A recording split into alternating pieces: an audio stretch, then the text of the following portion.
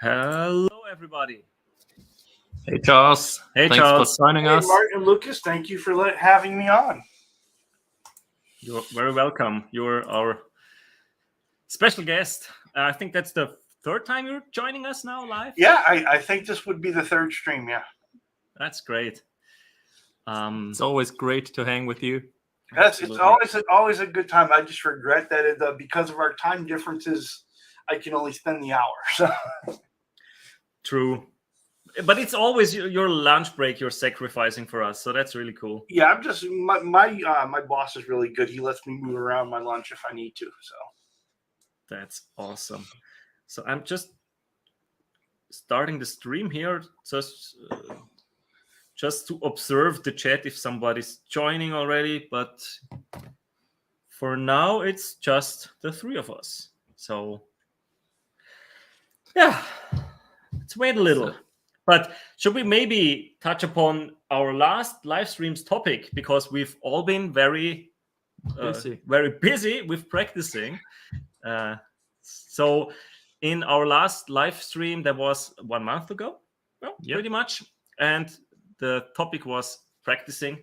And I think pretty much after the stream, you guys started with the 21 days challenge. For everybody that doesn't know what that means, the 21-day practice challenge means that you have to practice each and every day for at least 21 days for 10 minutes minimum.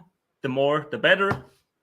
And did you complete it yesterday, Charles? Because you had one minor break, but right, I completed it yesterday. Because I had 1 day where I missed. And so I completed the rest of the challenge with the idea of where I kept track of my original start date and my completed start date. So I ended up with like 26, 21, So originally it took 26 days since I started. And so I finished yesterday because I missed that 1 day. And I wanted to have the solid 21 days, because the whole idea behind it was if we did something for 21 days, you would build the habit. And it was the one thing that we all kind of talked about in that stream was that, we all play every day, but a lot of it's noodling, a lot of it's playing the same old stuff. And I had gotten to a point where I wasn't growing anymore. I was still stuck in that whole beginner phase of stuff, and I wasn't going anywhere. And so the only way that was going to happen for me was if I built a habit of practicing. And so I had been in a training at work where it talked about if you did something for 21 days, it would help you build a habit. And so we talked about it in the stream, and then we decided to do the challenge. And so it worked out really well for me. I've seen a lot of growth, and I enjoyed it. And I am more excited than ever about playing guitar. That's really cool. I completed the challenge 1 day before, and Martin even 1 week before, because I started a couple of days later. Hey there, Phillip. Hey, Phillip. And the interesting part is you were practicing, or you still are practicing with Fender Play. I was using books I already had laying around, and I put some time in there. And Martin was practicing for gigs. Yeah. Most of the time. Yeah, most of the time I had to play, or I had the pleasure to play for my sister at her wedding last Friday. And tomorrow I will have to play for my company. That's the big gig tomorrow. How many songs? 7. 7 songs. So, yeah. Yeah, that would make me a little nervous. But Martin is a pro, so he's got nothing to worry about. He's getting paid to play. I'm getting paid to play. Technically, you're a pro. Technically, I get paid to play because obviously at the open house, it's work time when I'm entertaining the guests. So, do you play in the office, in your practice room? Yeah. Okay, so you're just making the music for the office. Yeah, that's cool. Just like it is really cool. Yeah. That's what I've been practicing mostly. So for me, it was songs, and keeping at them. And for my sister's wedding, I also practiced singing while playing songs for the first time. So yeah. But yeah, you did a great job. Sounded awesome. Hey, Krenar's here as well. Hey, Krenar. I actually have his video today up on my other monitor over here because I didn't get a chance to finish watching it. So I'm in progress. I also have to watch it. I think it was, it was released 50 minutes ago, so it's pretty fresh. Now that Krenar is here, should we go to the topic of today's live hang? You want to start? Yeah. Maybe you want to start? Who's first on your... We both prepared. We both made a list of our 7 favorite YouTube or guitar YouTube channels.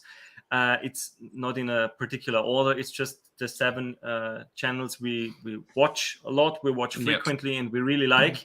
And I have to say first, I am subscribed to over 40 guitar-related channels.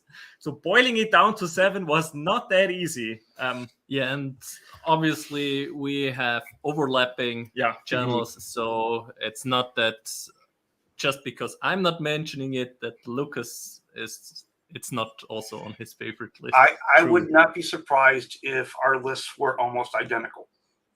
Yeah, we will see. There's probably a big overlap. I guess so too. I would guess so too. Yeah. So, and I think there's a really interesting place to start, though.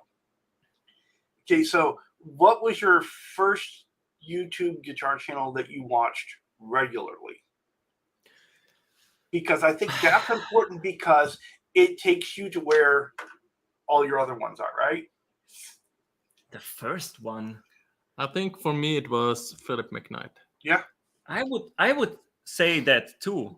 That was years ago. Either him or Dylan Talks Tone. I've watched him also quite early. Okay. Yeah, I watched them both quite early, but my initial start point was Phillip McKnight's channel. And that was what got me interested, because I had hit 50 and I was kind of having a rough time and I was looking for something to do. I wanted to do something that I had regretted not doing. And so I got interested in guitar. I found his channel. His channel led me to all my other choices, to include my favorite channel.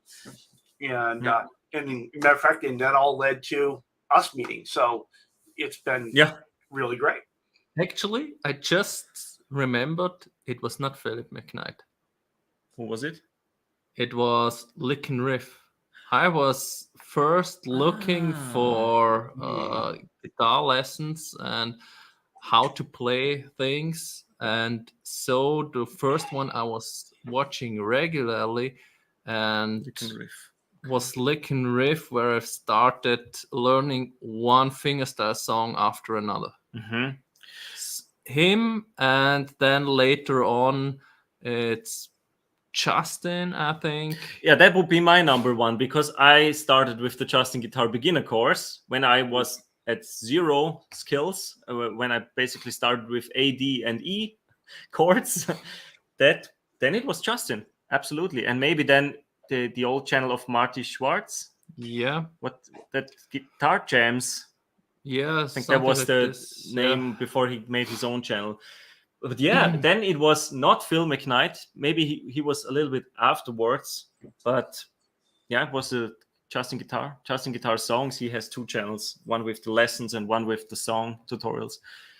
Yeah, that would be the first one, which I don't have on my list of the 7 favorite channels here. But he was definitely very influential. Well, there's a lot of channels like that where you start with, and then they may not stay in your regular rotation of your favorites, the ones you watch all the time, but there's something nice to go back to. Like one of the channels I watched early on a lot was Andy Guitar. Yeah, and so I would go on for his. Too. It's a lot like Justin Guitar, right? It's lessons and stuff like that, and and Marty Schwartz's channel I would visit every once in a while. And there's another one, I just can't remember what his name was. There are a couple of great instructional channels, and Guitar Lessons 365 also has a lot of great song tutorials. That's also a channel I watch when I'm looking for a specific tutorial, but not the ones I'm looking for videos in my feed. Yeah, it's just that whenever I need them, I check if they have a tutorial, because I know that they have high quality content. That's yeah, probably like that with those channels. Yeah, so those were most certainly the first ones. Yeah, when you start and you're looking for easy Yeah. song tutorials, you Mm-hmm. probably find the same ones. Krenar is complaining about the Austrian weather. Yeah, Are you on your way home? It has been raining like crazy, and we had thunderstorms and lightning this evening. Yeah. Also hail at some point. Really? Okay. I'm glad I wasn't in the car then on my way home. So, well, your list first? Let's just go with the flow. Absolutely. Yeah, and but just maybe start with Krenar, obviously, is on our list. Absolutely. I mean, that's also something personal. You get to know this person, you talk with this person. He's a great hang. You have a lot of fun together, and yeah, he's a great player as well. So, and I think you were first in contact with him. You met him in live hangs, live streams, and in the comments. And now you met him several times in real life. He came visiting you and me, but he stayed at your place. And you visited him at his place. So that's it's really cool. We met in Innsbruck. So that's really amazing what can come out of this YouTube community. So obviously with a friendship, just like with you also, Charles, that's something really special, and thanks to the community. And obviously those are, and that's really what it is. It really is this community, because I'm sitting here, I'm looking at my list of 7. I jotted down off the top of my head the 7 that I watch almost all the time. And I'm sitting here looking at, but I want to talk about this one, and I want to talk about this one, and I want, because you're not, and it's because I watch them all just as frequently, but these are the ones that I'm on all the time.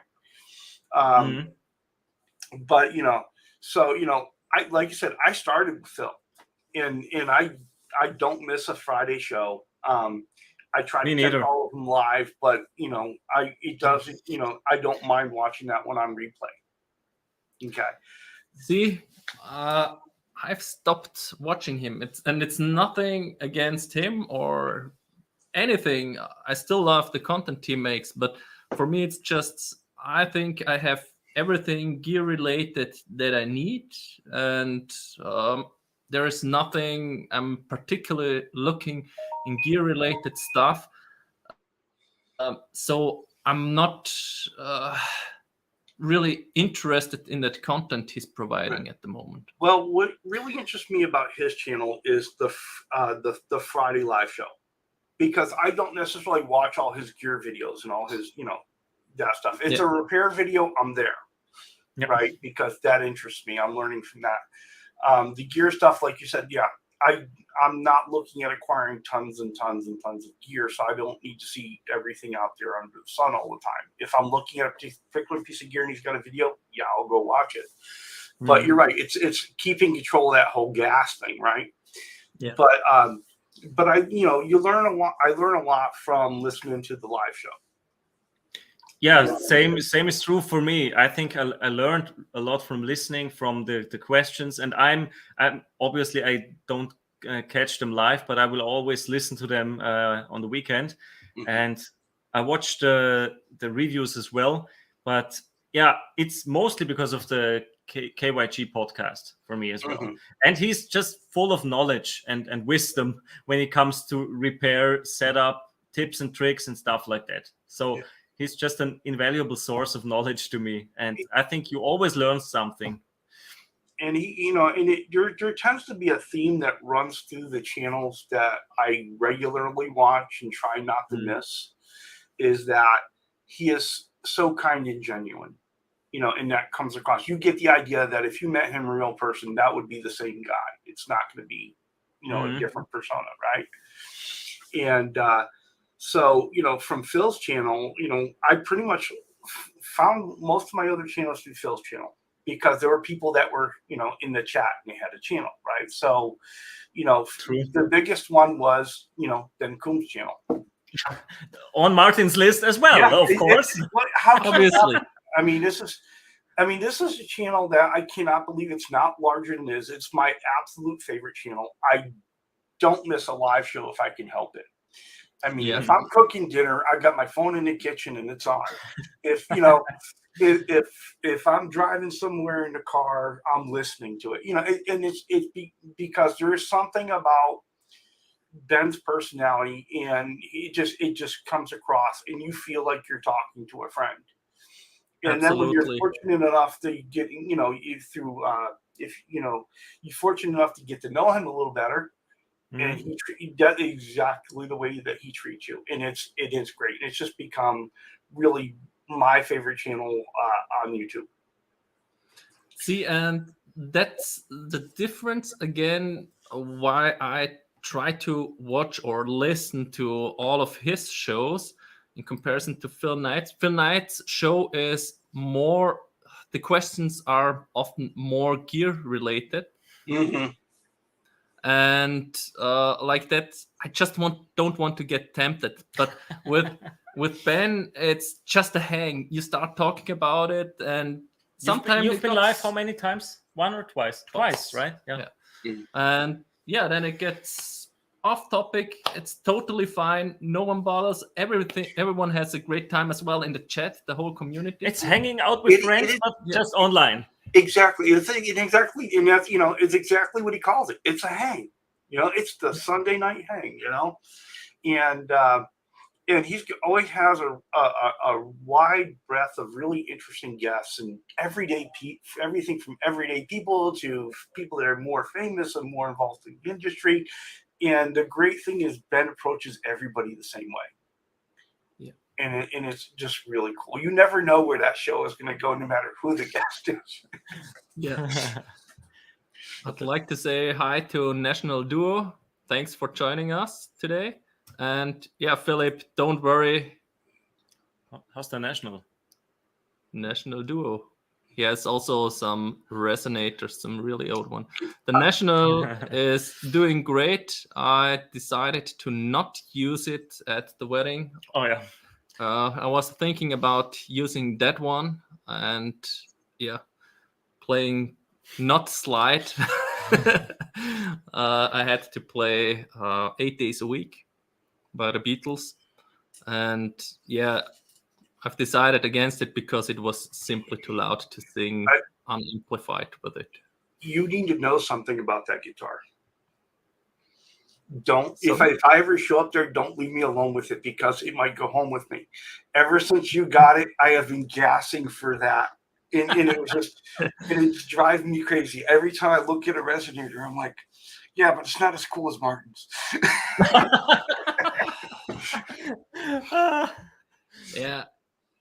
Martin's oldie. And it's just the way it happened that I still got it in the end, and then it turns out to be just the birth year of my grandfather.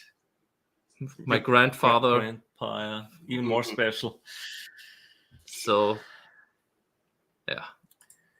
that's there. He is. Hey, Laz. Hey, Laz, how are you doing? In Berkeley. That's supposed to mean Berkeley. He's in Berkeley, yeah. Berkeley. Next to Berkeley, probably again. Strange place. So you never know what you're going to see in Berkeley. He's going berserkly, and he's also regular on in Ben's hangs, right? Yeah. And and Laz is on my list, because we had to split up our buddies' channels.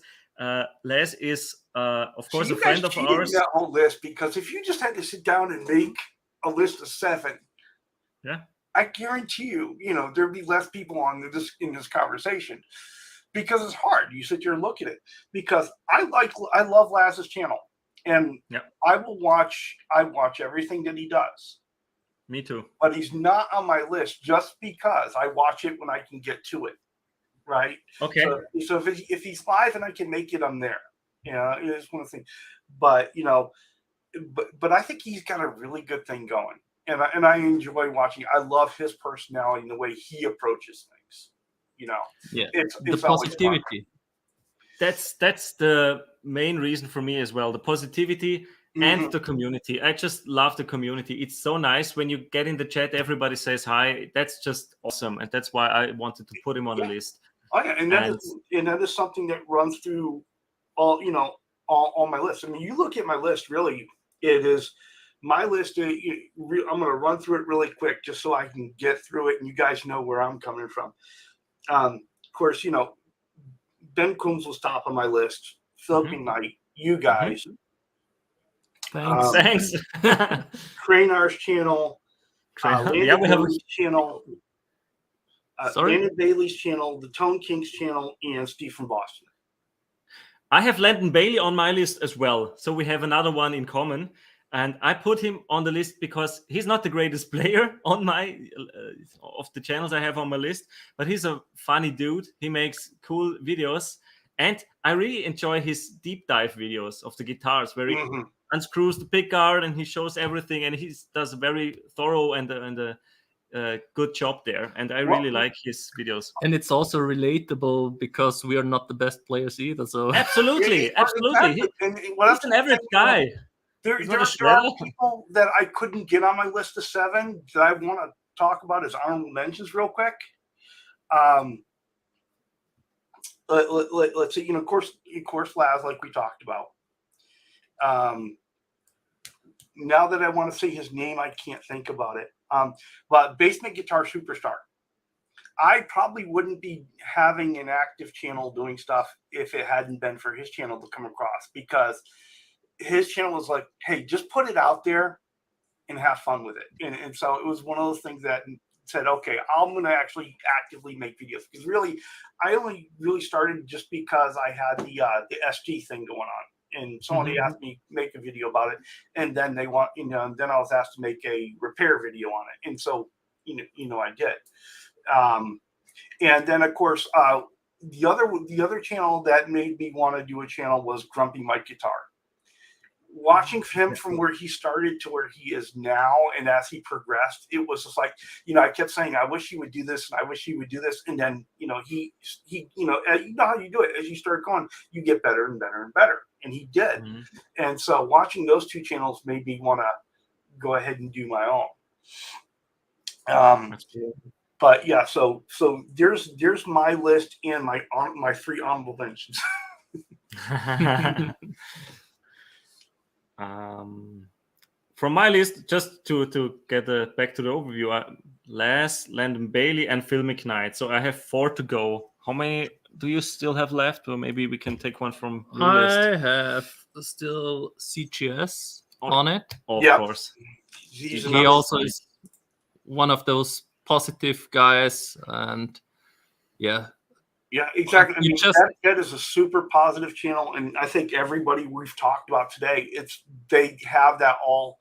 That is the thing that ties all these things together, is that they're super friendly and they have that real sense of an actual community. And if you watch, and if you really pay attention to the chats, you see that almost all the same people are going to all those channels. Yeah, you find a lot of the same people in all those chats. Yeah, when I'm lurking and just browsing through the chat, I always see the same names posting comments. It's true, yeah. And you see, and I'm sitting here thinking, about it. And another channel that I love is Addicted to Gear. I can't just do 7, but I love it. It's really hard to make a short list, yeah. The real funny thing was. That Telecaster behind me, that whole project is heavily influenced by 3 channels. Okay. The idea of doing a parts caster, that was a Tele. Both comes from Landon Bailey, Bailey and Addicted to Gear. And all the wiring, thanks a lot, Martin. You're welcome. Great tutorials. If anyone, my channel is a very small channel with only 30 subscribers, and it was funny. I had I put that video together, had just wired it, and then that was when you came up. I think you watched it, and then you started coming up with the idea of the removable control plates right after I did that build. Yeah. And so as soon as you put those together, of course, and as you were making the videos, and we're watching, you know, and because of the friendship that we developed, you know, getting past those videos early, I was like, okay, now I've got to do the Baja wiring. So I had just wired the whole guitar, and now I took it all apart. Remember when we went through the diagram? Yeah. We went through the wiring diagram. He's like, yeah, okay, well, you're gonna have to completely rewire it, but just get but it was a fun project. So that guitar is that is definitely a YouTube guitar. It's, you know, it's an all Fender parts with the exception of the pickups, which are Dylan Talks Tone pickups, another channel we've been yeah. But it's got the Dylan Talks Tone Flat 6. That is the only those are the only non-Fender parts in that that guitar. And so it comes from that whole tradition of what Landon Bailey and what Addicted to Gear were doing in their builds, and then of course the friendship that we have put together, and the, you know, and that whole modification wiring thing that is going on. And so it's, you know, the community in general has been a wonderful thing for me, and it's, you know, it's helped me to balance out some things in my life. That's great to hear. And calling it a YouTube guitar is really awesome. Yeah. Influenced by YouTube channels. Yeah. That's awesome. So when we were talking about Dylan, I have one that is, two channels that were pretty much on the same spot. They were fighting for the spot on your list. Exactly. Because I've divided it in, pretty much friends, then what I'm currently watching most for playing education, so guitar teachers. Let's call it MISC. So I can't really put that one in a specific spot. And the tech channels, and that's for me CSGuitars, Colin Scott, and Dylan, those two. And I've went with Colin on my list, but they're pretty much together. Did you watch his latest video? I think it was the Harley Benton kit challenge, and he made a Jazzmaster style with covered in fur in honor of the Billy Gibbons one. Yeah, it looks wild. It looks wild. And I love videos like that, like Landon Bailey's when he puts the part casters together, or Colin when he does builds like that, and he's very skilled technically. He does awesome things, and also extremely knowledgeable with his electronics degree. Yeah, he knows. Or physics degree. Something like that. I think he electronics also something. I think a master's in electronics or physics. I'm not sure. And that's the thing, you know, if you want to know the right way to do something, you go to Phillip or you go to Dylan, right? Okay, you know, if you want entertainment and personality, you go to Landon and you go to, you know, Tony at Addicted to Gear. You know, if you want to just say, you know, have people watching people have a good time, it's Ben, it's Steve from Boston, it's the Tone King, it is Flipside Music, you know. And another one that where, you know, I couldn't do, you know, I would need like 15 or something, because it's just, there is so much really good positive stuff out there, and there are channels out there that just really aren't, you know. But we're probably neither of us is probably subscribed to those. So. Yeah, there are channels that I just won't subscribe to, and there are channels that I have unsubscribed to because of some drama and you know, turns and positivity. There are channels that start out. There are some channels that have started out really positive, and then, you know, either gotten full of themselves or become negative or elitist, you know, in the end. And, you know, I'm not even going to mention the ones in my head. Yeah, but I also have a particular channel in mind. but maybe later in the Skype chat. Not for the live hang. Well, I don't think it's even worth giving that a voice, because I think anyone that watches them knows. Yeah, you know, you're right. And I would much rather focus on the ones that are positive. And so it's one of those things. And if a channel I think is getting negative, sometimes I'll even drop a comment and just say something. Hey, I'm kind of I really enjoy this channel, but I'm worried about this new trend. Yeah. And see how they handle it. And I did that with one channel, and and they kind of acknowledged it, and then and they corrected it for a little bit, and then went right back to what they were doing. And so it was like, I just find unsubscribed and just don't watch it anymore. Yeah, that's reasonable when you're not happy anymore with their content. May I get back to Colin? Oh yeah, sorry. We're still with Colin. Because I hijacked. We digress. What I really like on his channels Cheers. I need a zip. Are the Tatas. The Tatas. Too afraid to ask. Tatas. With all really well broken down each of these topics, and the way he does it is so precise and really well explained. So that's what I really love about his channel, and where he also has the Focus Pro on his channel. And I think that's a really important thing about channels. When they take the time like that, it's and I think a lot of the thing about the commonality of the channels that we're all talking about today are, that number one, that sense of community. And that other thing, that once a serious question comes up about how to do something, or you need help with something, each one of those hosts will stop. They will look at that and they will provide you an answer. And the same thing with people in the chat. And so that, and it's that whole idea of really the importance of that sense of us together as a community and making it a positive place to be. True.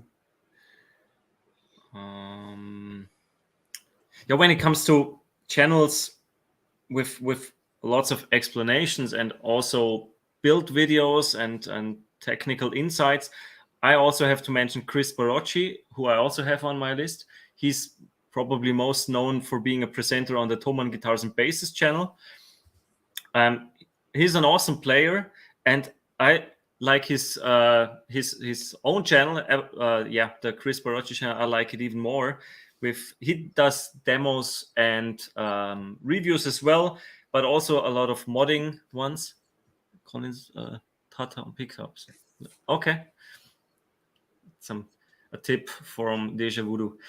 And he's covering, or he's having modding videos as well, and he's also very skilled, and he also released one from the Harley Benton challenge like Colin did, and I just watched it today, and it's absolutely amazing. He's very skilled, and as I said, he's an awesome player, and I really enjoy his content a lot. And he's also a very positive, very friendly guy. He's just awesome. Yeah.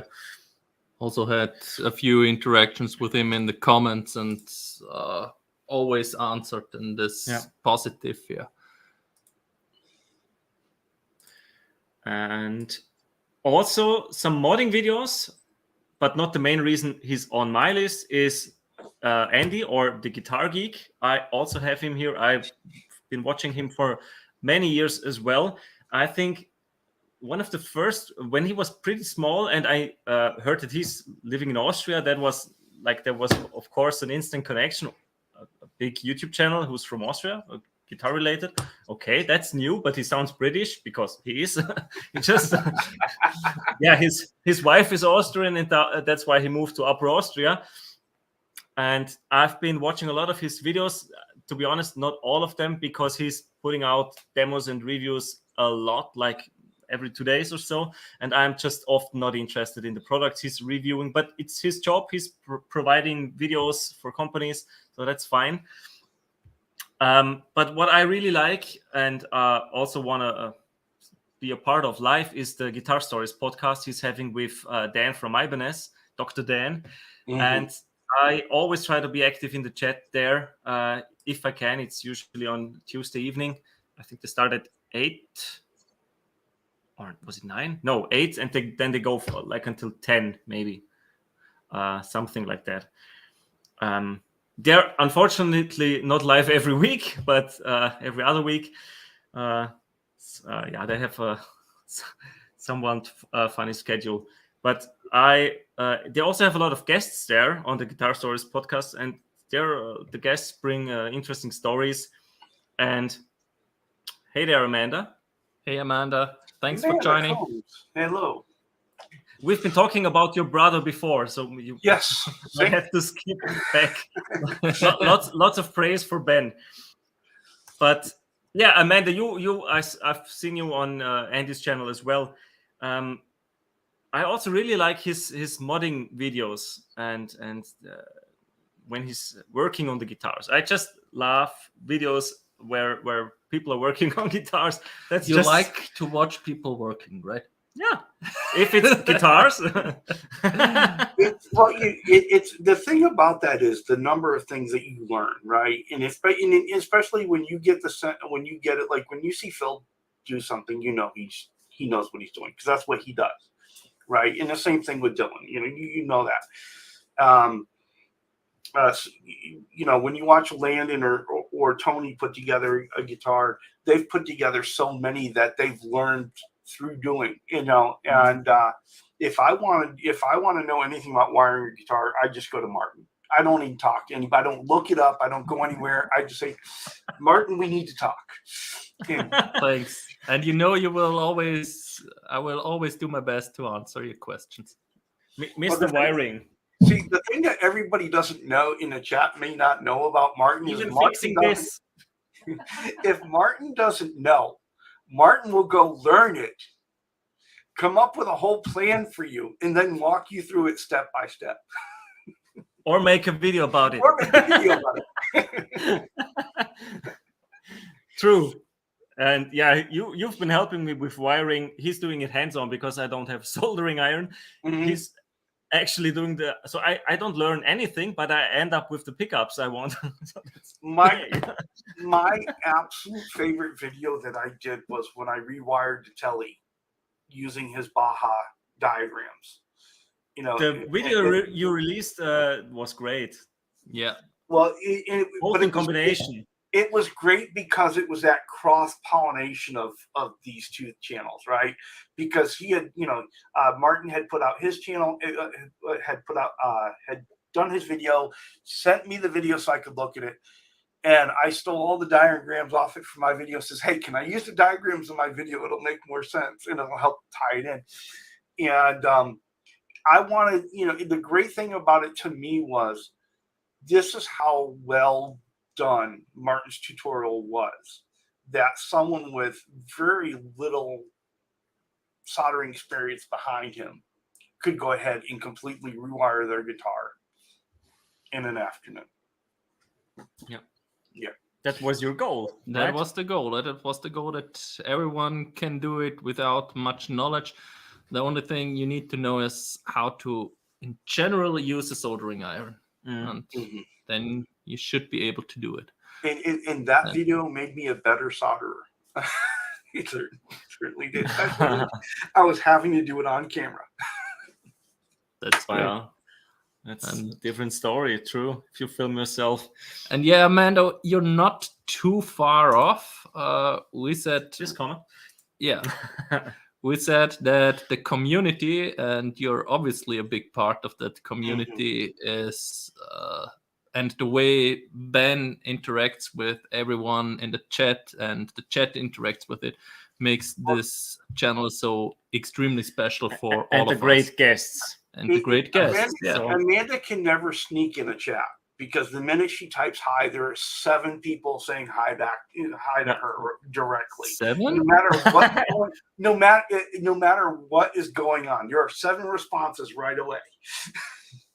So, but yeah, she's a great part of the community, and people recognize it, and she provides a great addition to Ben's channel and all the other channels that she's on and moderates.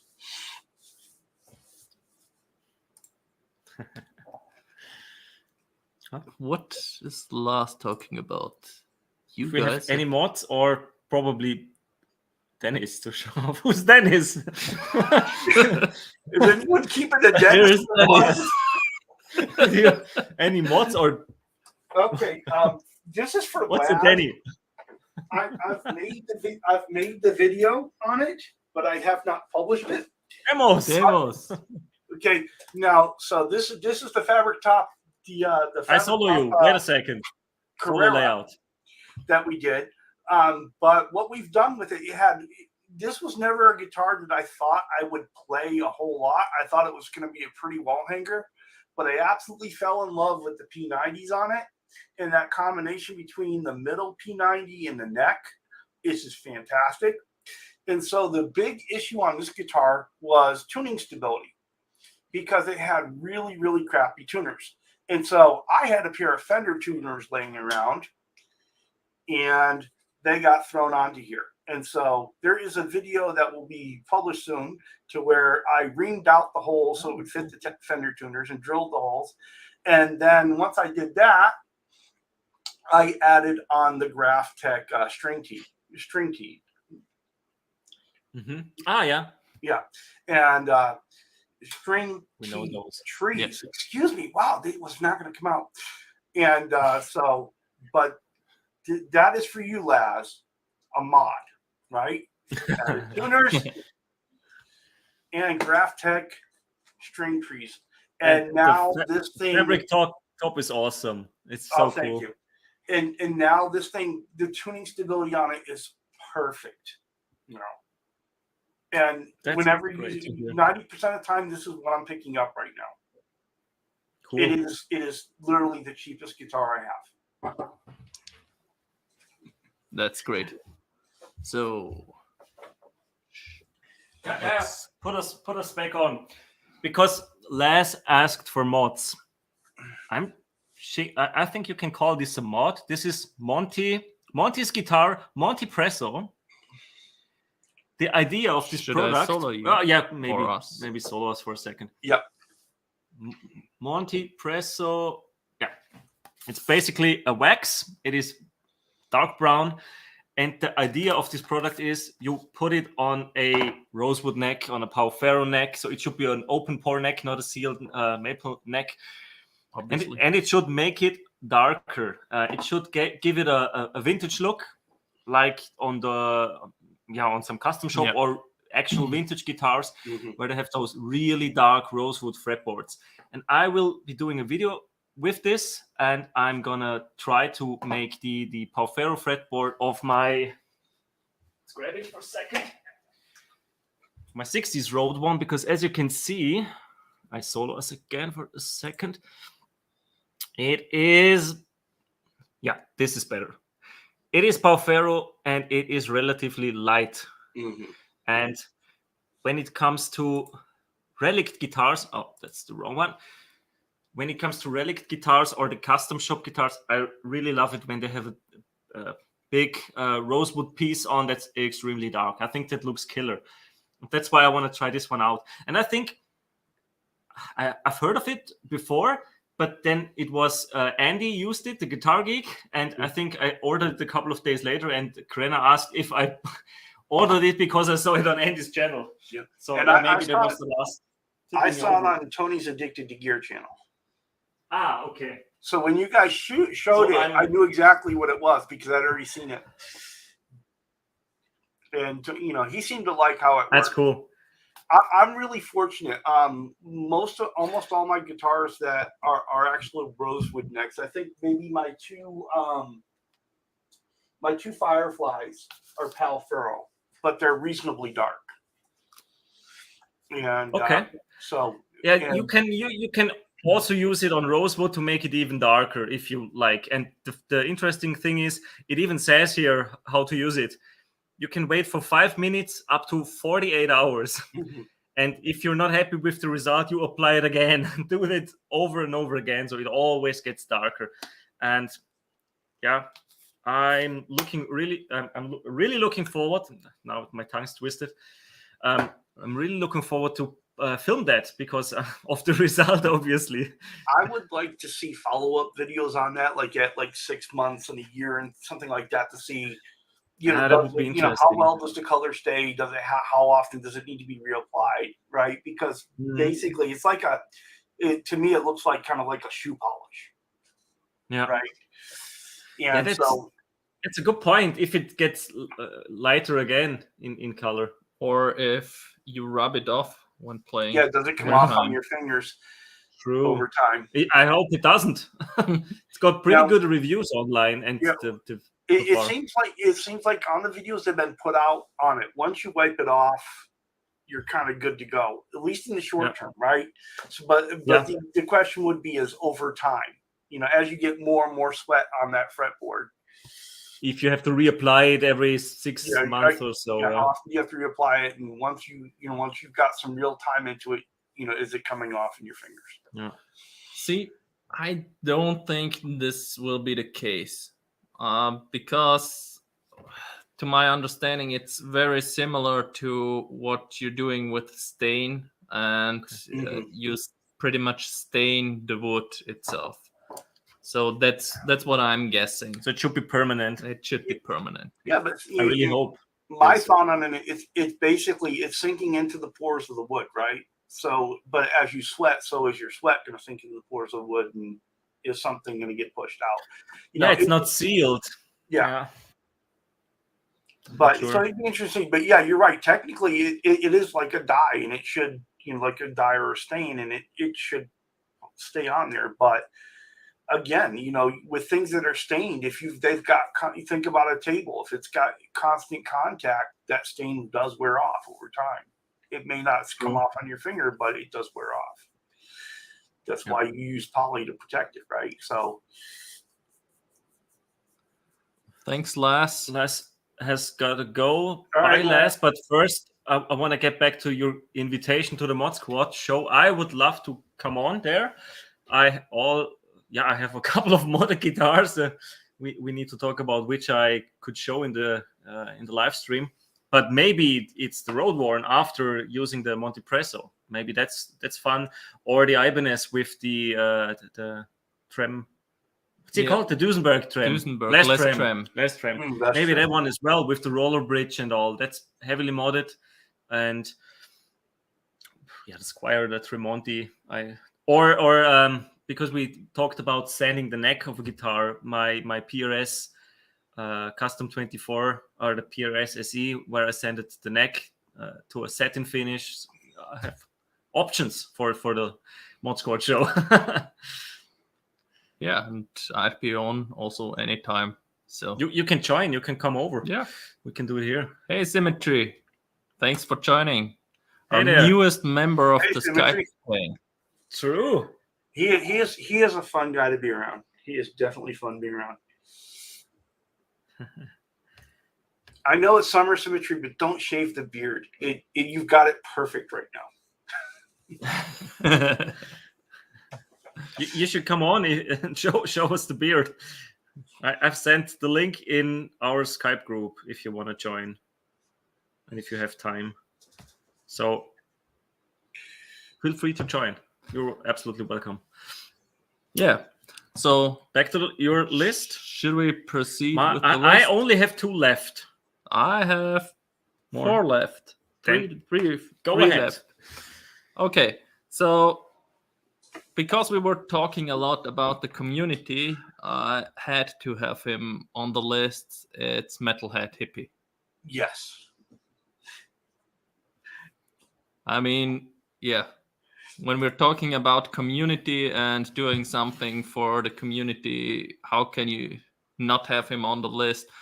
Presenting all these musicians and it's also a great hang. Everyone is supporting each other there, and it is a great channel. And and you're right, especially if you're a first-time person on in the chat there, everybody in that community will say hello to you, and it's really kind of fantastic. And when the great thing about Hippie is when he sees you in the chat for the first time, he goes and checks out your channel. Oh. He looks to see if he'll write, a lot of times he'll write down names that are new to him, and then after the show or even during the show while he's playing a video, he will go look to see if you have a channel. That's cool. And he will watch your videos and comment on them. We need more comments of him. Ask him to check out our content. Yeah, see, that's the thing. The times he's on is mostly when I'm asleep. So in the evening in the US. They are late. They are 10 o'clock. Usually around 10 o'clock my time. Yeah, and so that's when I wake up. Last time on Laz's stream, he was still live, and I was up.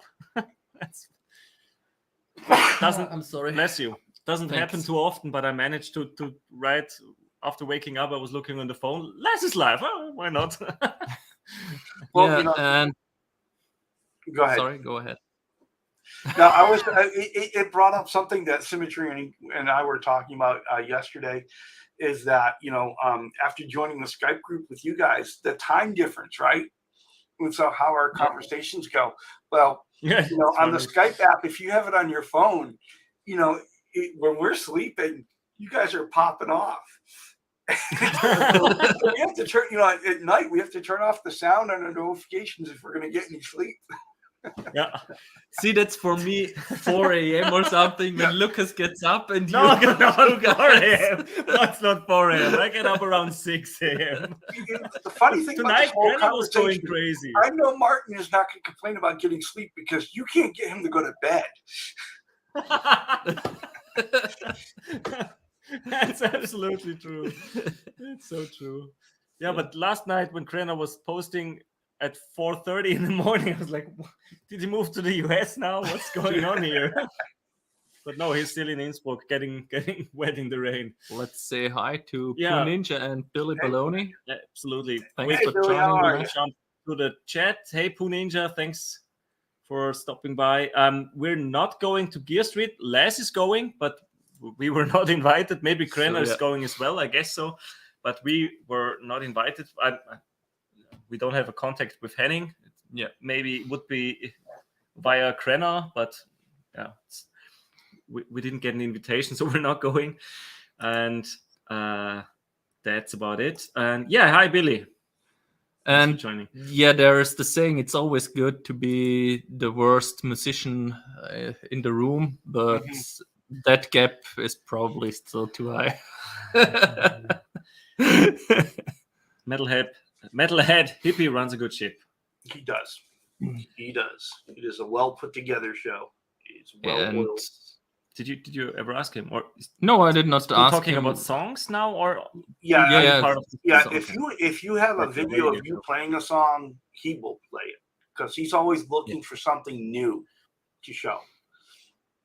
Okay. Yeah. There's this much I know, and certainly. But if you give him a super chat, you're guaranteed to get your video shown. Yeah, but I rarely manage to get them live. But in the morning while working, I put it on and listen to it, and like that, I've also found one of my absolute favorite guitar players. Next one. No, not on the list. That one is not on the list. Sneaking over. Aro. Oh yeah, Aro will be the Finnish shredder. Yeah, I have it's fantastic. No idea if I pronounced his name properly. It's not that I speak Finnish, but I'm not even subscribed with my channel here. Aro. I watch his video through our and it has to be not political, Poo Ninja. Yeah, that's not also political. One of the it's got to be no hate. Respectful. Yeah. it is another amazingly positive channel with a great community. Yeah. So don't find it now. So you still have more? I still have more. The remaining ones are teachers, guitar teachers that I'm watching regularly now, and which I think do a great job. There he is. Hey, there he is. Symmetry. So is that beard not perfect? Come on. Absolutely. Just the perfect length. Thanks for joining us. Yesterday, he had it perfectly groomed. It was awesome.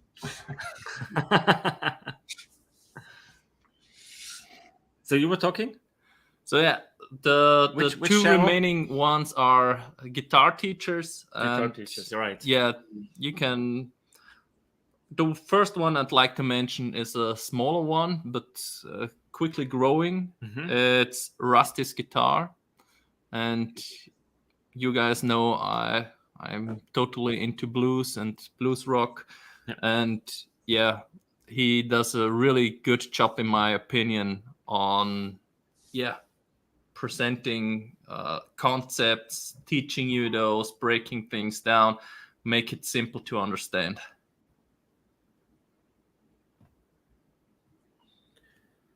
I don't watch his videos, to be honest. Does he only blues tutorials? Mostly blues rock, yeah. Okay.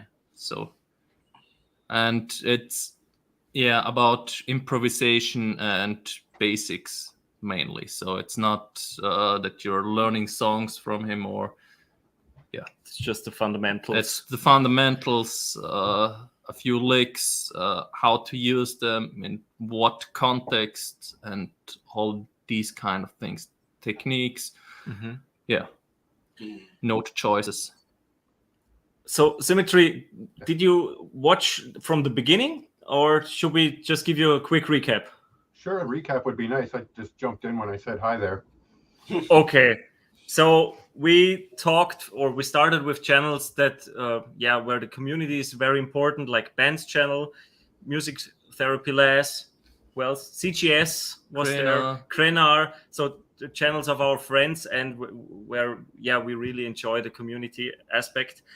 And then we were also talking about the first channel we were watching regularly, like guitar teachers, JustinGuitar and LickNRiff on your side. LickNRiff, yeah. And then we talked about the modding channels and presenters like Landon Bailey, Kris Barocsi, and Colin Scott Guitar, Dylan Talks Tone. So we covered pretty many or a lot of styles of YouTube channels already. Cool. And now we've reached over the teachers. The teachers, absolutely, on my list. So that just a quick recap. Are any of your favorite YouTube channels already mentioned on our list?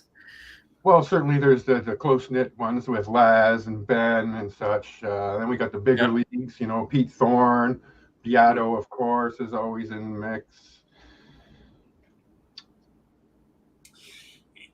That's the thing. One kind of the side part of the conversation here is that there's so many good, positive channels out there. It's hard to kind of create a short list, right? Because you're always leaving somebody that's really good out. Absolutely. Another channel I have on my list is 5 Watt World, because all his like gear documentaries, they are very high quality, well researched, and the short history videos, I enjoy them a lot. I watch all of them. Today was a new one released. I haven't watched that one yet. I think it was about the Epiphone Casino. I haven't watched it. You haven't watched it either. I need to check it out later. And recently he also did videos about guitars of famous musicians like Jimmy Page and Keith Richards, going through the guitars they used over the years. And I think that's extremely interesting, because very often you associate a guitarist with 1 or 2 guitars. And when you hear what they played over 40, 50 years, it's really interesting. You always learn a lot. And it is a really useful format in the way he does things. It's well thought out. It's well researched. It's not just like off the top of his head, and you know, no matter what you watch there, you know you're going to learn something.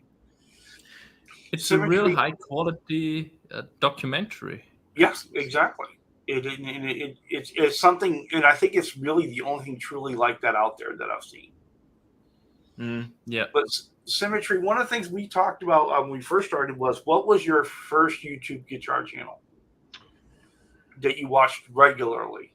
It was a busy night. You know, for me, I've always had an affection for guitars and amplifiers, always had them around.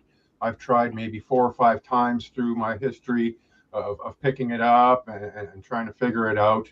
And usually after a few months in frustration or boredom, just end up putting it to the side. But with the death of Edward Van Halen, kind of rekindled my affection for it, right? So that night, I mean, there was so many shows on there.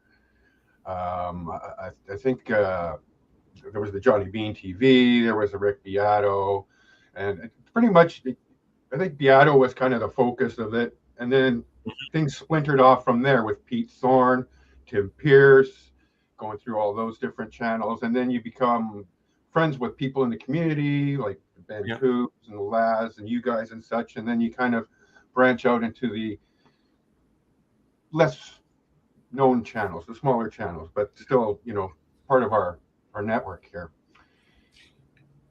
And I think one of the things that kind of needs to be talked about here is the channel. I am definitely going to be missing a whole bunch. I'm going to be missing Dave Nesdahl. And you know, anytime he talked anything about guitar, he had that childlike excitement in it, you know. And, you know, even though he had all these high-priced guitars, he could share the appreciation for just about any guitar and look at them in that same way. And so it was always a treat to watch one of Dave's shows. So he'll be really missed. And I got to that party a little bit late. Yeah. Unfortunately. Yeah.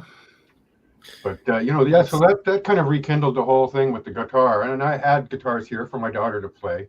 This little combo Marshall and an LTD guitar that we have in the house. And I said, well, let's give it another try. And here we are, you know, like a year and a half later, and I'm still doing it. I've got to credit our community and having the access to the information. That's something that wasn't present before. So if you get to kind of a place where it's like, I want to figure this out, I want to figure that out, there's a dozen channels you can look up and see, you know, different takes, different ways of doing things, the thought process. And I think a big difference this time is also, rather than being a parrot and just learning what frets, what strings, what they go where, the tablature method, if you will, is learning the music theory and getting my head around the math. Yeah. And I got to credit Beato for some of that. He kind of, you know, keeps it interesting. And a lot of the stuff that he was talking about was over my head when I first started watching it, but still trying to watch it and sponge it up. And now I'm at a point where I have a basic comprehension of how it all works. And I think the biggest step was getting my head around the math. The very base 10, very metric system in my head, right? 10, 10, 10, 10, 10. And once you get the concept of, well, there's 12 things, and then they repeat. It doesn't keep accumulating. Then things kind of start to fall into place. And that everything is just relative. Right? In the music. It's figuring out the intervals was a really big part of getting my head around it. You know, there's the dissonance and how things can sound. What it can really together. Sorry?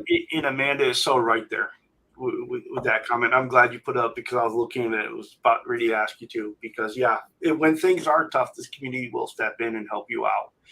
And I am at the end of my lunch and I have to go back to work. But before I leave, I'd like to first of all thank you guys for having me on again. I really appreciate it. It's always a special treat for me. Symmetry, it's always absolute delight talking to you, my friend. The one thing that has really surprised me about the whole YouTube guitar thing was I thought I would watch some videos. I thought I knew I would learn some things. I never thought that I would develop some of the friendships that I have. Exactly. And that is really the real joy in all of it for me. I have made so many wonderful friends. I mean, the friendship that, the four of us have kind of started to come together. The friendship with Ben, the friendship with different people in the community that you go back and forth in the chat, and they really become real friends. Just because you haven't met them in person yet, that doesn't really matter. And that's really one of the great things about what's going on here. So yeah, and as soon as one of the regulars is not popping up in the list, you start to worry. Right? Yeah. It is. If you haven't put out a video in a while, somebody's going to contact you to make sure you're still around. If you miss, if you are a regular in someone's chat and you're not there, someone's going to text you or email you or make a comment on your channel if you've got a channel and say, "Hey, what's going on?" And it was funny when Basement Guitar Superstar took his break to go back to school. I kind of had forgotten about why he wasn't doing videos, and so I went on his channel and sent him an email saying, "Hey, are you okay? Is everything okay?" And and he really appreciated that. But that is truly one of the wonderful things about this community, and it's been really the biggest joy for me in all of it. And so as I leave out right now, I want to thank the three of you for your friendships. They've been tremendously important to me. Thank you. I certainly hope they continue for a very long time. Yeah. Well, that's just it, and we span the globe. We've got friends all over the world now, and I welcome anyone to my home if they're ever traveling through town. It's same here. Yes, really amazing. Same here. Yeah, that's awesome. Community. Okay, guys, I've got to run. I will keep watching on the side while I work, and so I'm not going to leave you all the way, but I do have to get back to work. Cheers, Charles. Bye for now, Charles. Bye for now. Have a good one. So when we're talking about music theory, I have to get back to the first channel that I've watched regularly. LickNRiff has a great series about chord theory, where he explains how the chords are built up and with the intervals and why a chord is named the way it's named, and okay, and this sounds interesting. Several steps. So you start really easy, and then it goes off to whatever number you can imagine, pretty much. Right? Chord names this long. So I can really recommend this series. Mm-hmm. That's one I've went through. Right. I just want to highlight some channels maybe not everybody knows. Pooh Ninja mentioned a couple of them. Mika Fastfinger, he does great lessons. Then his pinky hates Ben Eller, but he also has great lessons. Okay, some use the ring finger, some use the pinky. So any other suggestions by Pooh Ninja? Glenn Fricker from SMG. Yeah, he's maybe a little bit controversial. I'm not sure with his attitude, but he has a lot of knowledge as well, and I think he's entertaining. And I think if you meet him in person, he's probably a completely different person. We probably Krenar met him at Gear Street last year. Krenar met him. Did he talk about him? How he's in real life when he's not on camera? He's a great hang. Yeah, I can imagine. He's probably pretty chill. I have only heard great things about him. It's just when you stumble upon his videos and he's shouting and ranting about what's he's always complaining about, bassists or bass players. Bass players. He's always complaining about the stupid bass players. But yeah, that's a little bit of a cliche there. But yeah, maybe some people don't like that attitude, but I think he's worth watching. Absolutely. There's just so many out there, and it's great that we could get together and compare notes. Yeah. Cheddar Kung Pao. Yeah, he was a regular on Phil McKnight's channel as well. He was always in the comments, and he had a channel, and then he, as the Voodoo writes, he restarted the channel from scratch one. I watched the video where he explained why. Do you know why? I can't remember. If I remember correctly, it was because YouTube put such a pressure on him with creating new content, with the algorithm and everything, and yeah. Welcome back, Laz. And that comment is probably referring to Glenn. Yeah, when he's passionate, he gets loud. That's true. The super fun, awesome happy time pedal show. Do you know that pedal show? He's talking about that pedal show. No, because I just leave it pinned there.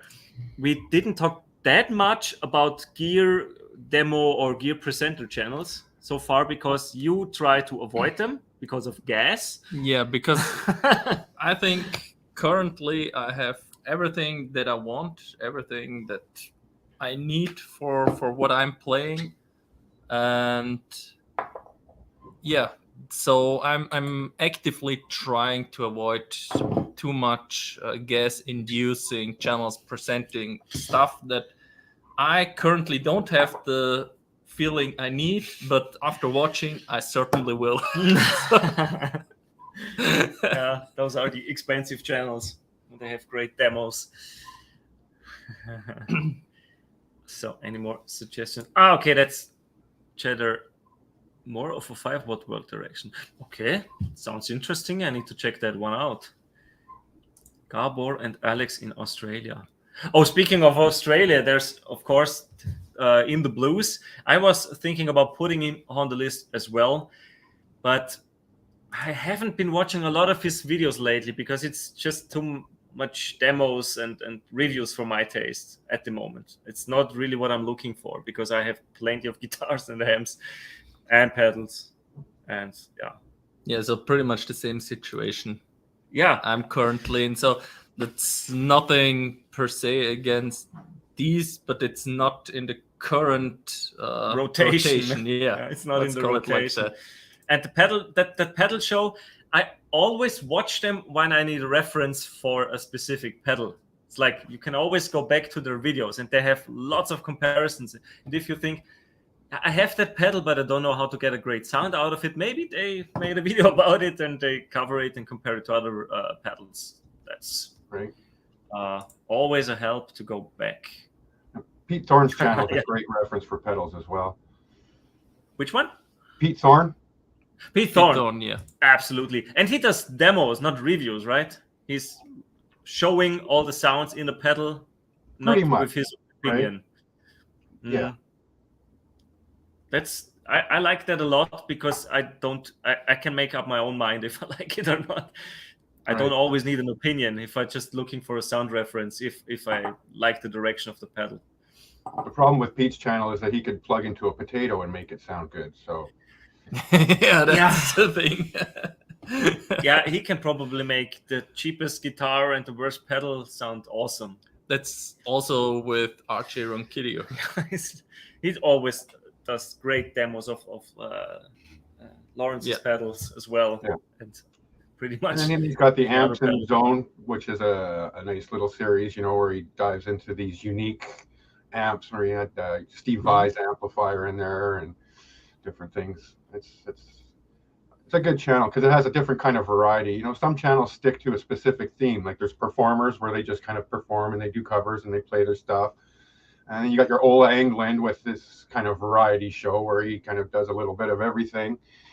And then you've got other channels where it's more lessons and showing you, like, this is how I play this song, this is how I play that song. So it's really such a salad bar of information. Yeah, that's true. Yeah, I'm subscribed to Ola England as well, but I don't watch all of his videos because it's. I like the videos he's putting out on the weekend, and he sometimes the FAQ videos he does, but not all of the demos because he's pretty much always having a similar metal tone. That's not what I'm looking for all the time. he's a metal channel, so that's what he does, and he does it great. But I'm not always in the mood for that. Absolutely. Do you watch Ola? No, it's because, as you said, it's a metal channel, and I'm not too much in too much gain. Not your sound. It's not my sound, and not. And Agufish, I also like to watch. He's also a metal player, and he just did a series where he moved to a house from an apartment, and he built a studio, and I think it was 4 videos series. That was very interesting to watch, and he got awesome stuff now in his home studio. Let's get back. Amanda. Which one? This one? Further up, here. This one. Yes. And thanks, Amanda. And Ben is probably my favorite channel here. So where's your t-shirt? Yeah. At home. I only have the hoodie. The hoodie. True. But I've learned a lot from Andy precious Guitar. hoodie. He does some pretty good lessons on playing different songs of different varieties. We got the Ben Eller, we got the CG. Charles mentioned him as well. Yeah. He has I also tutorials enjoy watching guitar building videos. I've got a wood shop, obviously, and one of my end goals is to actually build a guitar with all this chunks of maple and stuff I have laying around the shop that have been out here for 15 years drying out. So, Crimson. They are ready. Yeah. Trying for 15 years, they should be ready. Yeah, they're not going to move much more, that's for sure. And Deja Voodoo also gave us a compliment further up. Thanks, man.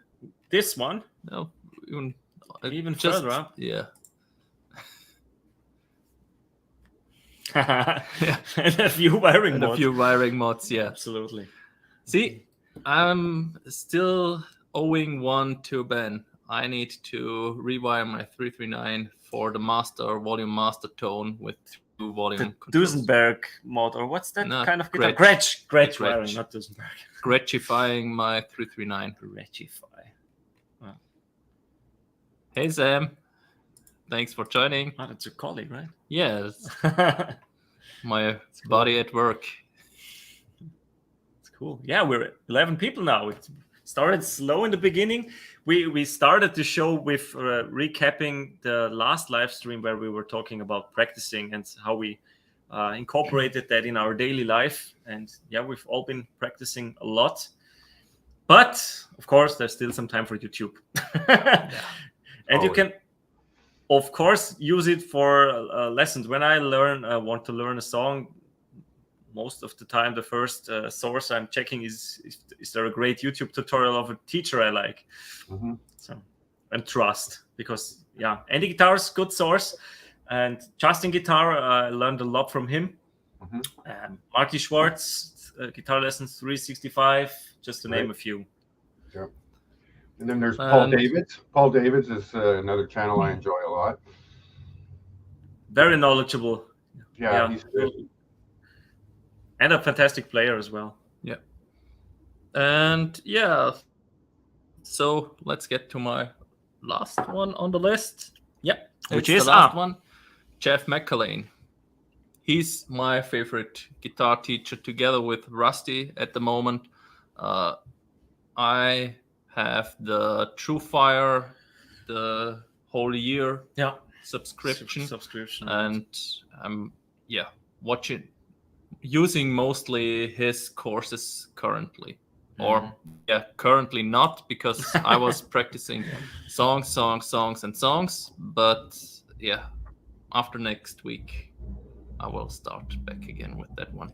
But you completed one of the courses? I completed. Now you're leveling up. Now I'm leveling up, I started with the bare bone beginner blues rhythm course, and I'm moving up there. So and he's really paying so much attention to detail.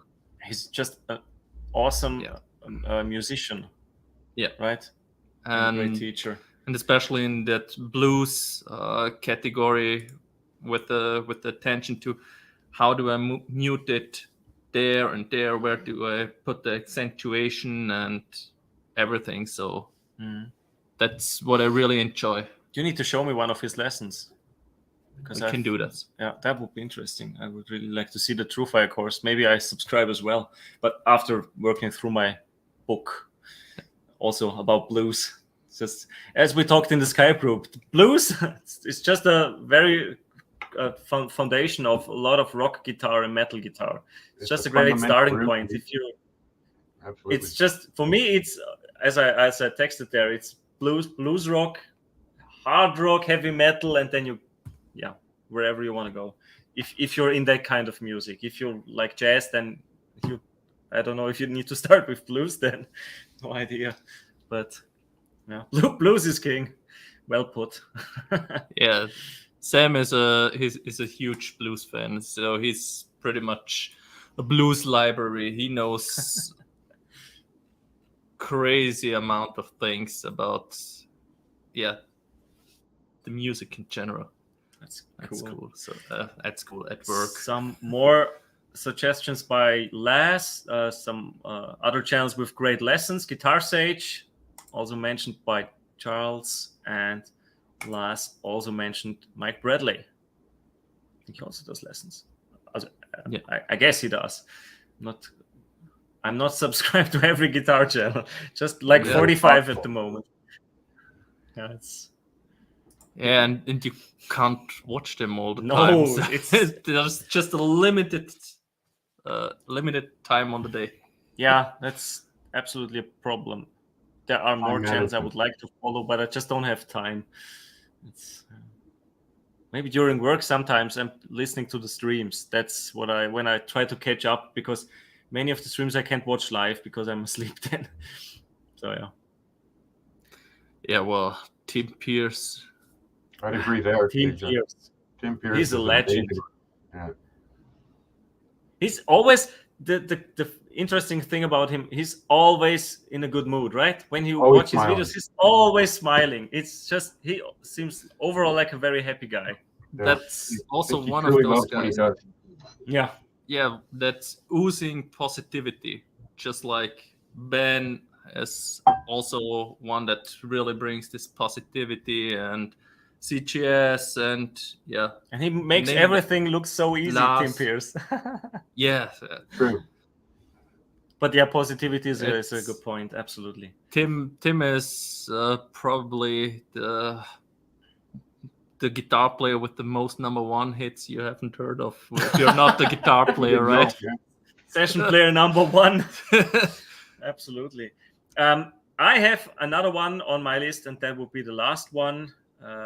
It's Samuraiguitarist. Maybe you've heard of him as well. He's got 1 million subscribers recently, and he's also a great musician. He plays country and blues. In some videos, he tries to play other things as well. He has lots of funny videos as well, reviewing silly gadgets and stuff.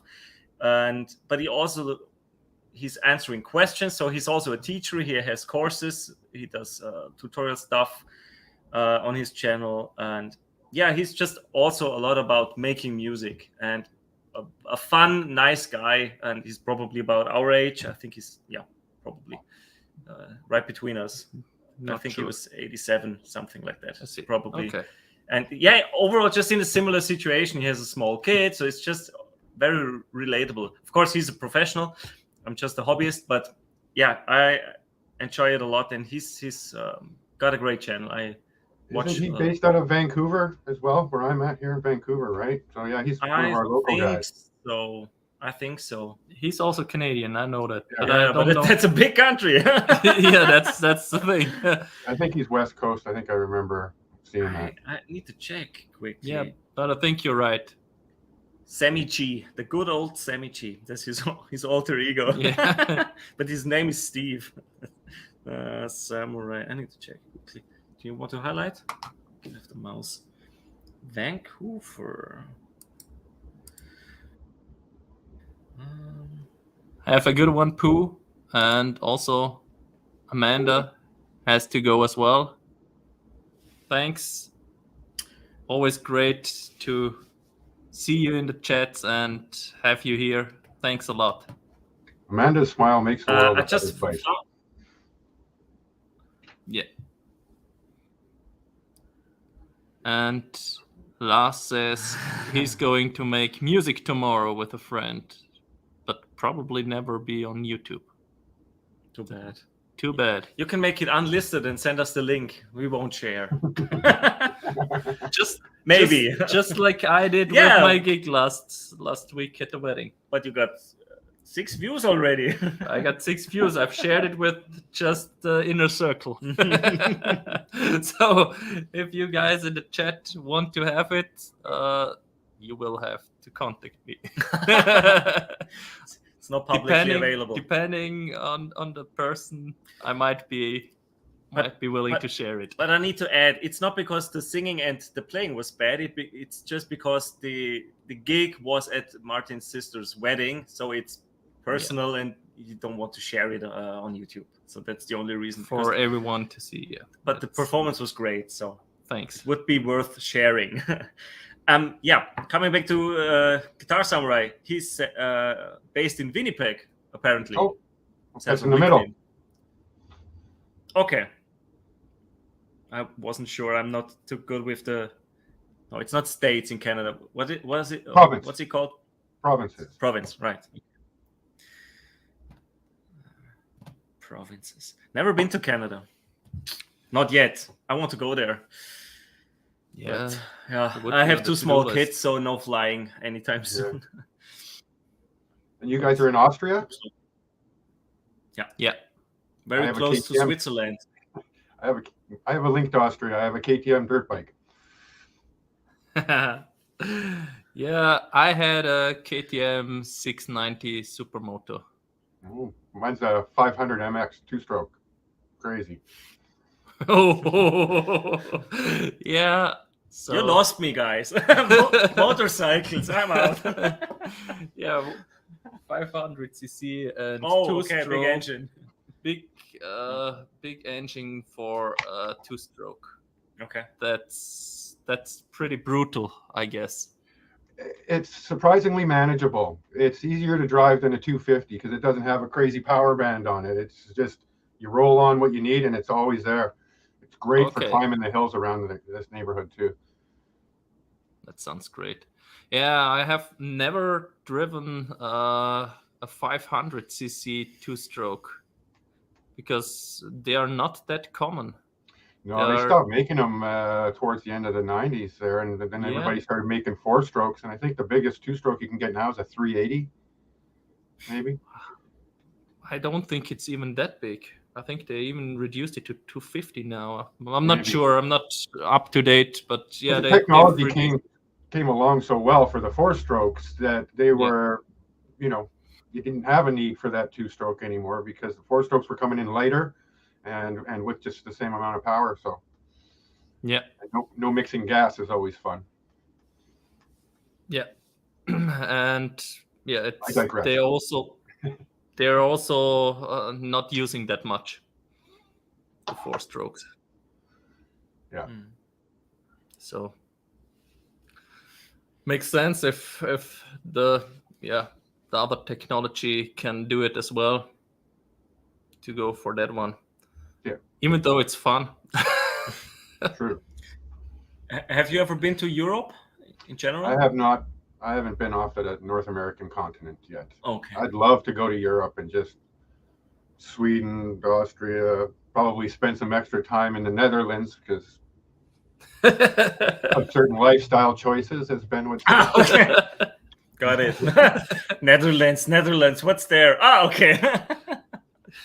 That took you way too long. Never been there. Go to Germany, hit the Autobahn, rent a Porsche. That's fun. So, if you come across, close to Switzerland, Austria, we're here. Perfect. Driving from the Netherlands using the German Autobahn. And it only takes you 8 hours. Maybe. I'm not sure. See? That's Charles, you have that in common with all the Germans. Because they come to us for vacation. See, that's an advertisement that's always put up. You're living here in Austria where others make vacation. True. Yeah. Well, it looks beautiful over there, I gotta say, from what I've seen. That was fairly interesting. I've been to Munich and where they showed Vortrag. Presentation. Presentation with pictures from Iran, and how the people live there. And one thing that the guy who was traveling there and took all the pictures with the people, interacting with the people, and was presenting all this, said is pretty much every house has pictures of how they believe the heaven for them would be. And sometimes they're painted, sometimes they're even just pictures, photos. And one very common photo was one from the Insel Mainau at the Lake of Constance, which is just 1.5 hours. If you drive all around. So pretty much no time from here. Right. And that's how they picture down their heaven, with lots of flowers. And that's not Austria anymore, unfortunately. It's Germany, but it's close to us, so it's geography is the same pretty much. And the island, the small island Mainau, is very famous for having lots of flowers and nice gardens. So and in the back you see the Swiss Alps and the Lake of Constance in front of it. And very scenic place. Well, you get used to it, though. It's like here, Vancouver, BC is beautiful. We got mountains, trees, oceans, rivers, lakes. You just kind of take it for granted. The huge difference. Yeah, sorry, didn't want to interrupt. I was just going to say that's, but a huge difference if you compare Canada to Austria or Europe in general. It's just the scope. Canada is just wide and huge. It's just here it's all more condensed in Europe. Sure. Smaller scale. That's big difference. And I was in the US for about 2 weeks. That was 9 years ago. And we were driving cross country on the East Coast, and it was just very different compared to driving in Europe. It just absolutely felt differently. It's very interesting. And there are beautiful places all around the world. So the one thing with Europe that we don't have, though, is the history. Some of the oldest buildings here are maybe mid 1800s, whereas you can go to Europe and look at buildings that are 1,000 years old. It's just remarkable. Some of those old castles and stuff. It's just in the town over, we have one that was built Charterburg 800. I don't know, year 800. The wedding of my sister was in first it was a castle from 1200. Okay. Schloss. It's a castle, a Schloss. No? Palace, something like this. Maybe, castle is maybe like Charterburg.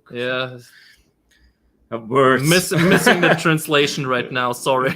when you only know the German name for stuff, for local sites. But so let's see. It says castle, palace. Okay. Castle, palace. It's not the castle you would imagine with the towers and all stone around. It's more where the nobles lived. Right. I was wrong. It was 1200, not so about the same time. Not 800, but that's the next town. Wonderful. And that's I went to school in that town, city, whatever. It's not big. 35,000 people live there, but a true testament to their building abilities too. For something like that to be around for 1,000 years. Yeah, exactly. I doubt my house will be around 1,000 years from now. You can't beat the Egyptians though. There is a simulation with Köln. Köln? Yeah. Cologne. There's also the Aztecs in Central America. They've got their pyramids that are old as well. Oh yeah, true. Yeah. Of course. But in Cologne, they made a simulation. What would happen with the city if you don't maintain anything? I've seen overgrown and and all the things started falling apart. And in the end, after a few hundred years, some already really old farmer houses out of wood in the outskirts were still somewhere at the cathedral, visible. Maybe. And obviously in the end there was only the cathedral, the big cathedral, the black churches one that was standing and nothing else. A bunch of plants everywhere, trees and grass 10 feet high. Post-apocalyptic scenario. Yeah, it's interesting. I need to check the comments again. Laz is writing a lot. So what's going on? He was talking about a Yamaha sports bike where he lost sure if you got teeth. That. Broke 2 front teeth. Ouch. That's not what you're supposed to do with the bike. Nope. Lake Balaton in Hungary. Okay. It's a nice idlase. Very flat one. Balaton is not. Okay, it's a different one. Yeah, we have in the eastern part of Austria, which borders to Hungary. Looks pretty similar. It's very flat, and we live in the mountains here. Not actually in the mountains, we live in a valley, but the mountains are pretty close. So we're living surrounded by the Alps.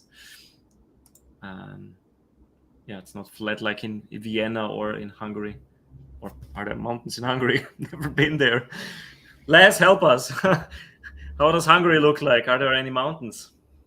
Maybe. I think on the maybe there's a mountain chain as well. Southern part. Yeah, or there's a basin in Hungary, if I'm not mistaken. Sure.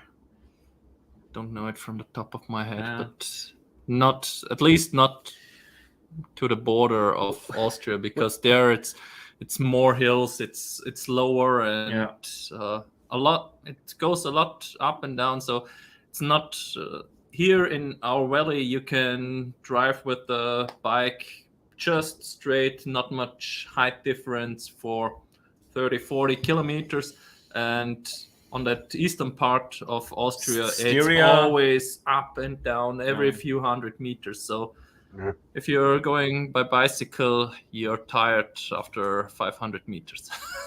or you get an e-bike, as everyone does nowadays. Almost everyone. Yeah. Should we talk about geography channels now? No. I'm just kidding. I'm only subscribed to one geography channel, actually. Geography Now.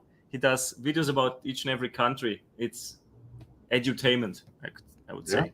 And he's doing the alphabet. He started with, what's the first country with A in the English alphabet? In English language. Australia? Armenia. I'm not sure. Albania might be one of the first. Probably Albania. Oh yeah, thanks Laz. There are Karpaten. In German it's Carpathian Mountains, right? Yeah, I'm sure Les will be visiting us in August, and he will start his journey in Hungary, driving through Austria to visit us, and then he's driving up north to Henning to Gear Street 4. He's got a pretty nice tour ahead of him. Yeah, including German Autobahn. Yeah, we're absolutely looking forward to his visit. And German traffic jam. Yeah, depends on when he's driving. Weekends are good because there are no trucks on the road. Yeah, so better for speeding. By the way, how fast did you go again? German Autobahn recently? 200. 200 kilometers an hour. That's 120 miles per hour for the Americans.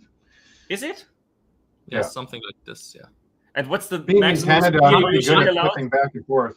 140, right? 140. I think even. 70 is 100 one- kilometers per hour is 60 miles per hour. No, 70, I think. No, Uh, not according A to my lot. speedometer. It's a lot. How fast are you allowed to drive in Canada? The fastest speed we can get on some of the big highways is 120 kilometers per hour. Okay, we have 130 in Austria.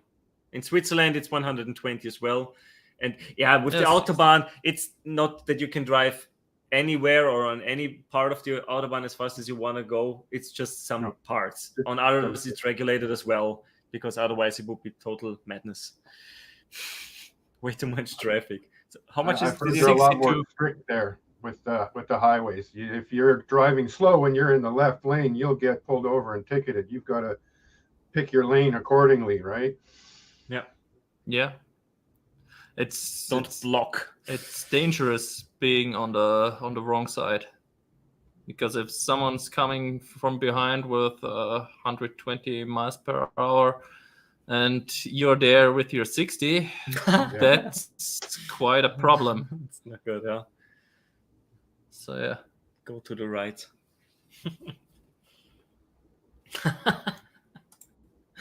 A hardcore brand from Melbourne is called Carpathian. Maybe they're from Hungary too. It's a cool name. Hungarian roots. Interesting. Melbourne. I haven't been to Australia either. You neither, right? Nope. So many places to visit. The funny thing is, whenever I'm traveling and I'm in other parts of the world, I always look for guitar shops. Of course. It's a sickness. Because when I was in Tokyo a couple of years ago, I just said to my wife, I need to check out some of the guitar shops, because there is Fender Japan and the Japanese are buying custom shop and vintage guitars like crazy. And I just wanted to see some of them in the shop. And I was at some pretty big shops in Tokyo. Yeah. Crazy. Marty Walls, Friedman. the most expensive Gibsons and PRS you can imagine. It was Marty crazy. Friedman did a live stream on his Instagram a few nights ago from the Fender store in Japan. He was trying out some of those new semi-acoustic Fenders, the one with the little circle cutout. Oh, yeah, solid body, acoustic but Sonic. Sonic. yeah, it looked amazing. Of course, Marty Friedman is such an amazing guitar player too. That's always the problem with those. They can make anything sound good, and Plug then into a you're potato. trying it. That's why we are here. We are the mortals that show you how to play bad on everything. Exactly. This is how it sounds if you're not a pro. Yeah, well. But it's maybe more relatable to the average guy. It's like, we touched upon this when we were talking about Landon Bailey's channel. He's an average player as well, but he's very entertaining, and he's got 50,000 subscribers, which is not bad at all. So it's quite a big audience. Oh my God. Laz was racing. 240. The fastest I've been was with Volvo, and some S80 or something like this, that I had to bring back for my boss to the repair. Mm-hmm. He got that one lent while his car got repaired. Okay. And the car was not finished, and I had to drive back with that one also through Germany. And I think I went there with 260 or 270. That was the fastest I've ever been on a car, and I haven't been driving this for much, because way too expensive nowadays as well with the gas prices. I can't afford to race. Yeah, that was not the problem. I didn't have to pay it. Yes, right. Just enjoying the ride. Yeah, but it's not an enjoyment at that speed anymore. Scary, right? It's you get real tunnel vision. Everything is just. Yeah. And yeah, I quickly reduced the speed, but yeah, I was sitting there in a traffic jam on the way up, and when I got there, there was no one there. I called them with the emergency number, and they said, "Well, the car is not ready." And then I told them, "Yeah, well, could you please call us in this case so we don't drive all the way up to change the cars again?" Where was that in Germany? Wow. How far up? I think somewhere between Wangen and Ulm. Oh, okay, not far. Not too far, but still 1 hour, 1.5 hours. With the normal traffic, speed. With the traffic jam, it took me almost 2 hours up there for something that's usually 1 hour. And so I was fairly pissed, had to get back at some proper time again, return a car so my boss could drive somewhere else, and so I went with what I can do, and quickly removed my foot from the gas pedal again. That sounds also like a pretty decent top speed there, 180. I'm betting that was in a straight line, though, hey, Laz? I enjoy the quarter-mile drag racing. I've probably been 150 miles an hour, 240 kilometers per hour but it was only for the last second of the stretch, and then you're on the brakes going down.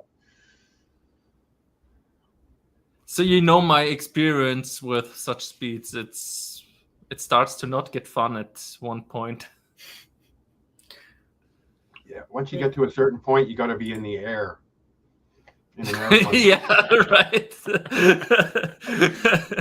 You need big spoilers to stay on the ground. You need 3 dimensions to avoid other things. All access open. Yeah. Yeah. Flying's fast. Totally right.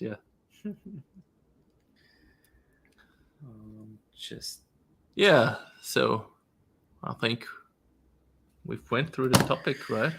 Yeah, I think we covered, I need to guess, 25 to 30 channels at least.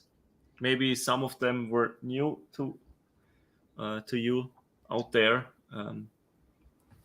I need to go through the chat again and maybe check out some of those channels. I didn't take notes, but there were some channels mentioned I haven't heard of, and some of them I've watched, but I'm not subscribed yet, and maybe I should check out, like Cheddar Kung Pao's, if he's now more like 5 Watts World. That sounds really interesting. Anything from you, SmyTree, that you would like to add? Nothing comes to mind. Nothing off the top of my head. It's such a diverse world there in the YouTube music community. And one of the channels I've watched to help with the music theory is actually a girl that she does a piano and ukulele. But the way she explained the circle of fifths was just so easy to digest, and it really helped put things into place. That's cool. And I'm not even guitar related. Well, I guess ukulele's kind of like a guitar. Yeah. We are generous. Ukulele and bass are allowed. So Adam Neely is also great. Because you mentioned Rick Beato. I think Adam Neely can be mentioned in the same way because he's extremely knowledgeable and he's a bassist. He put out a video recently about the touring life. They had I think he's based in New York, and they did a tour in the West Coast, and he was talking about the struggling with COVID and canceling shows and driving up north and back down to California and stuff like that. And it was really interesting to hear because, with what people expect from a touring musician, like to sleep in a van, why do you need a fancy hotel? And stuff like that. It was really interesting video, and I can absolutely recommend that. Yeah. I also used to watch Signal's music studio a lot. Never heard of that. He also has a lot of music theory stuff and how puts it a lot into context. So if you have something, for example, in Dorian, he shows you how the structure is built of a song in Dorian, what to look out for to recognize, okay, it's Dorian, or it's just the major relative to it, or all these kind of things, which I found very interesting and also fairly easy to digest, and how to use some substitute chords and music. Okay. All that kind of stuff. It's more probably towards people who are interested to write their own music. Also, sounds like a great channel. Yeah, the modes are a different kind of story. Pete Thorn kind of put a little light on the subject a few shows ago, where he did a quick little 2-minute tutorial on, okay, here's the G major scale. And basically all the different modes is just where you start in that scale. Yeah. It's the same scale. It just depends where your starting point goes to, and that changes the mode. And I think a little bit of a light bulb moment there. I mean, I still have to tear into that a little bit and get my head around it. So maybe I'll look into that video. Yeah, he has several videos about it, and it's just really he focuses on this. How does this mode actually then sound? What makes it so much different from that? It's not just a major scale started from another point. Why doesn't it sound like a song that's, for example, what's A major and D Dorian, I think, is the same scale. If I'm not totally A minor and D Dorian, why do they sound different even though it's the same chords? Right. And that's what he's really good at, I think, and it's helped me quite a bit as well. Should we put links to the channels we've mentioned in the description? I think that makes sense. Yeah, we will put links to most of the channels we've mentioned. I won't give a guarantee that we put all of them down there, but if we're subscribed to them, we put links in the description so you can check them out later. Is there anything you want to highlight? This one? Yeah, Laz had a question for us.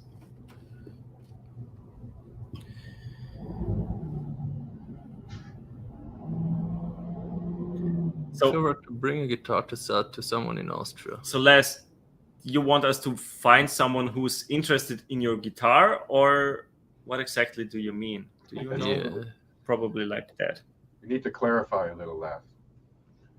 To bring a guitar or if you already. But we can text on Skype or Insta and talk about that there as well if you want. We're not in a rush because you're coming in August. So, maybe you need another Strat or something. Maybe me? No, you. I don't need another Strat. Yeah, I you just lost one. You got a spot. Got a new spot. Yeah, I've lost the guitar. Yeah, to someone in the chat. Yeah. Your Squire moved out. Yeah, my classic white 50 Strat. Old enough to move out. Yeah. Kind of.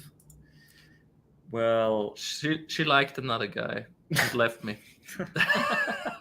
Time to move on. He took her home. Not even paid for dinner, but maybe new strings. I don't know. I'm not going into more detail. No. It was a hard breakup. Don't touch it. Come on, you still have your 50s. Yeah. It's not bad Don't either. worry. Not bad either, yeah. That's the one.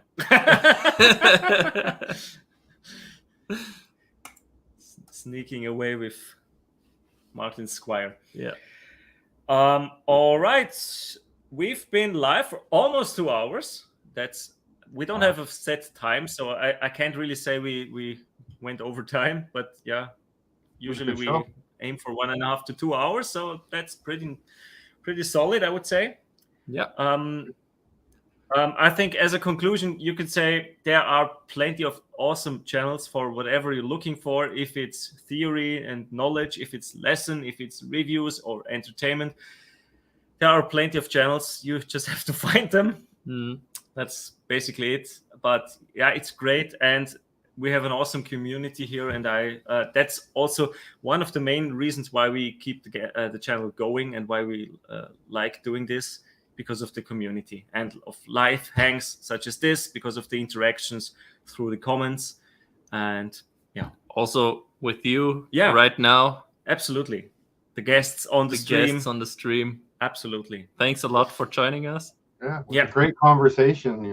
Comparing notes with all the other people here, it's enlightening somewhat.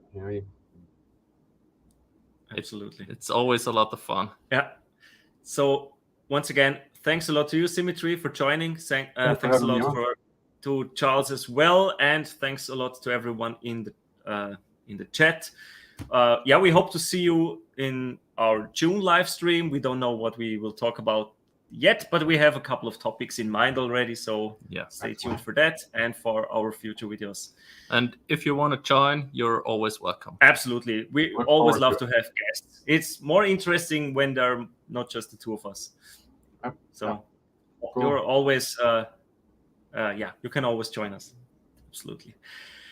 Okay, with that, thanks very much, everyone, and have a good one.